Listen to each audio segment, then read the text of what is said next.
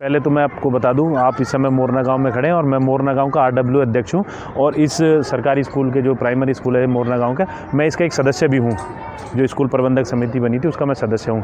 अभी जैसा आप देख रहे हैं कि स्कूल की बिल्डिंग, जो कि मुझे लगता है 25 से 30 साल पुरानी ये बिल्डिंग है, जो बिल्कुल जर्जर हालत में हो चुकी है।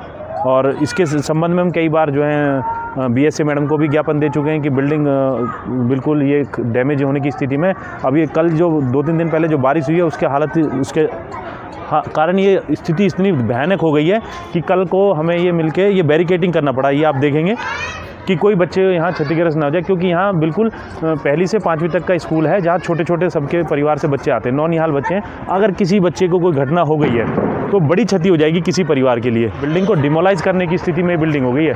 अब ये रिपेयरिंग की स्थिति में नहीं है, क्योंकि आप देखेंगे सरिया बिल्कुल जीरो हो चुकी है इसमें, कहीं कहीं तो सरिया भी नहीं दिख रही है।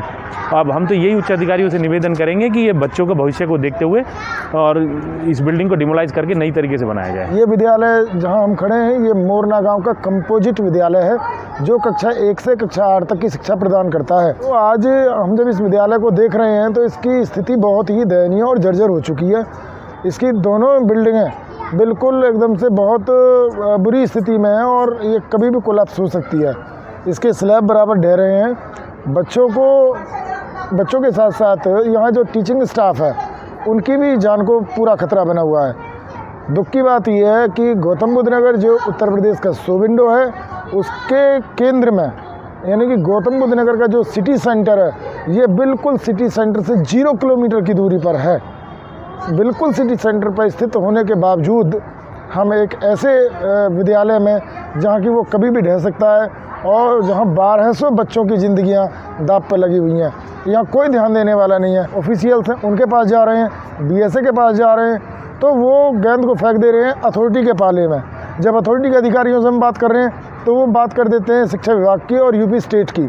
तो हमें नहीं पता लग रहा कि भाई कौन जिम्मेदार है, कोई तो जिम्मेदारी ले। देखिए ये हमारा गौतम बुद्ध नगर जो है अब नोएडा प्राधिकरण क्षेत्र के अंतर्गत आता है। बीएसए मैडम कह रही हैं कि मैं प्राधिकरण को 50 चिट्ठी लिख चुकी हूं, और जबकि प्राधिकरण कह रहा है हमारे पास कोई चिट्ठी नहीं आई। बीएसए मैडम हमें व्हाट्सअप करें या दिखाएं।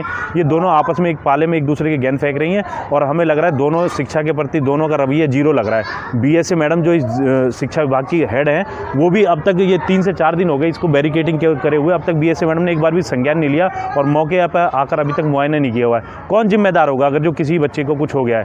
प्रशासन अपना पल्ला झाड़ देगा और शासन अपना पल्ला झाड़ लेगा। हमारे विद्यालय में कंपोजिट स्कूल है। ये कक्षा 1 से 8 तक 1000 बच्चे पढ़ते हैं और विद्यालय में 2-3 स्मार्ट क्लासेस हैं और बच्चे जो है उसका मतलब लाभ लेते हैं। और विद्यालय में 19 टीचर्स हैं, ठीक है। एंड गेम्स के लिए हमारे बच्चे जाते रहते हैं, राज्य स्तर पे भी गए हैं। पिछले 1 साल से यहाँ पर प्रॉब्लम चल रही थी, लेकिन अब ये गिरने लगा है।